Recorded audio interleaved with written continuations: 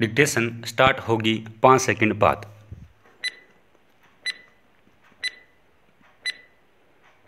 Start. ईश्वर को लेकर मनुष्य की परिकल्पना उसके अपने उच्च आदर्शों को एक स्वरूप देने का प्रयास है।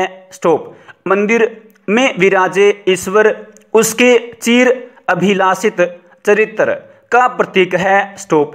उसमें श्रेष्ठ चरित्र एवं उच्च आदर्शों को निरंतर प्राप्त करने का संस्कार है। स्टॉप। मंदिर में जाकर देवी देवताओं की आराधना उपासना करना, उनके प्रसंगों का, उसकी सामर्थ्य का स्मरण करना एक तरह से स्वयं में नई शक्ति का संचार करने की क्रिया है। स्टॉप।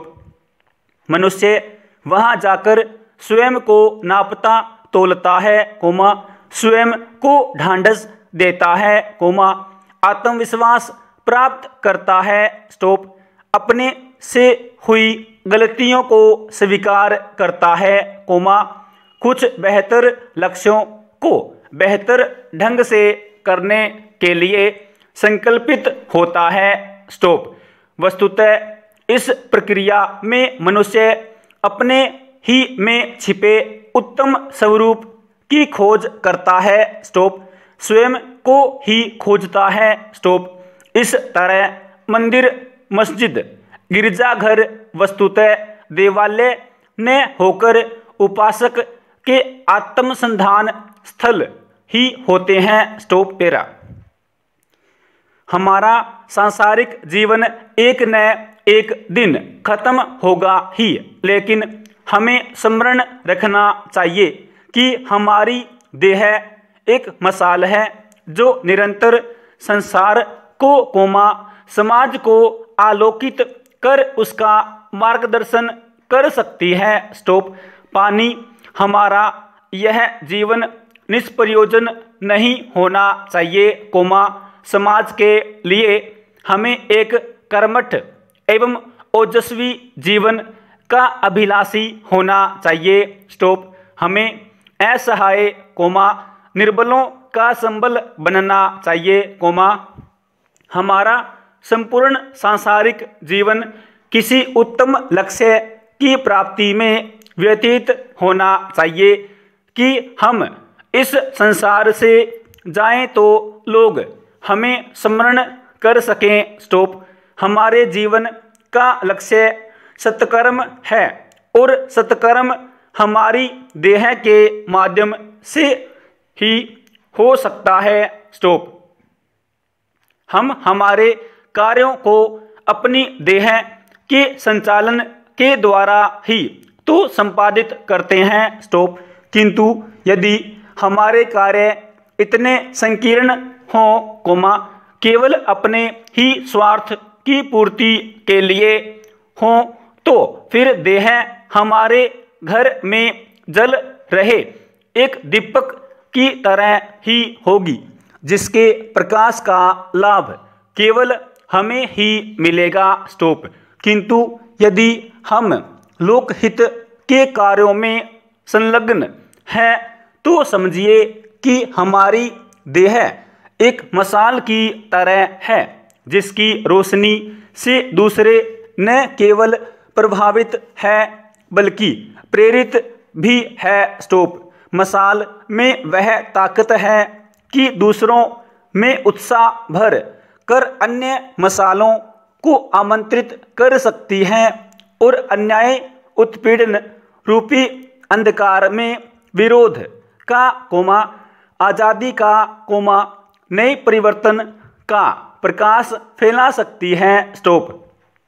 अतः जब यह निश्चित है कि देह को एक दिन जलकर मिटना ही है, तो फिर उसे घर में जल रहे दीपक के बुझने की बजाय लोकहित में जल रही मशाल के रूप में जलकर बुझना ही चाहिए।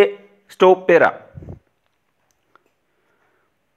जिस प्रकार औषधि मरणासन व्यक्ति को भी संकट से उबार लेती है।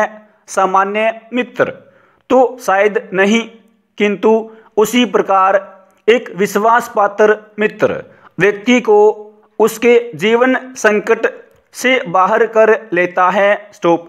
विश्वास पात्र मित्र हमारा बड़ा हितैषी होता है, इसीलिए वह हमारे जीवन में समय समय पर पैदा होने वाली रुग्णाओं को दूर करने में, मार्ग की बाधाओं को हटाने में सहायता करता है। स्टॉप।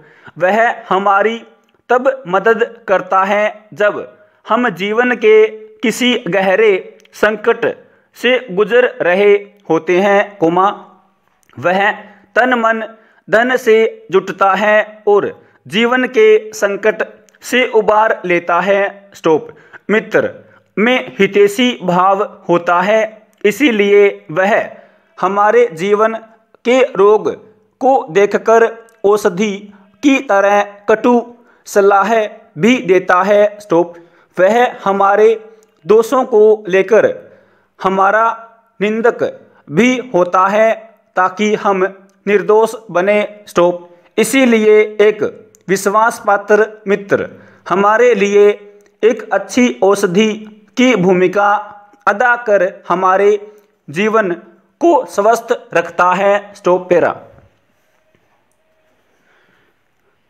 किसी भी लक्ष्य की आधी प्राप्ति तो कार्य करने के लिए बने रहने वाली आशा और उत्साह का संचार ही होता है। स्टॉप। जब मनुष्य अपने मन में लक्ष्य की प्राप्ति के लिए संकल्प लिए चलता है, तब मार्ग में आने वाली बाधाओं, तकलीफों का प्रभाव कम होता रहता है, क्योंकि उसे निरंतर अपने आप ही से मंजिल तक पहुंच सकने का निश्चय मिलता रहता है। स्टॉप। बाहरी प्रोत्साहन का अपना महत्व होता है, किंतु मनुष्य जब तक खुद को प्रेरित न करे तब तक लाख अनुकूलताएं एवं सुअवसर सामने हों, लक्ष्य की प्राप्ति असंभव प्राय ही रहती है। स्टॉप। यदि कोई विद्यार्थी यह मान ले कि अमुक परीक्षा उसके बूते से बाहर की बात है, तो अच्छी अच्छी पुस्तकों का अंबार और अच्छे अच्छे नोट्स उसके लिए निष्प्रयोजन ही सिद्ध होंगे। स्टॉप। इसी प्रकार यदि घातक बीमारी में व्यक्ति अपने भीतर उससे जूझने का संकल्प धारण कर ले, तो उसकी अपनी जिजीविषा उसमें नवीन प्राणों का संचार एवं रोग से लड़ने की शक्ति पैदा कर देती है। स्टॉप।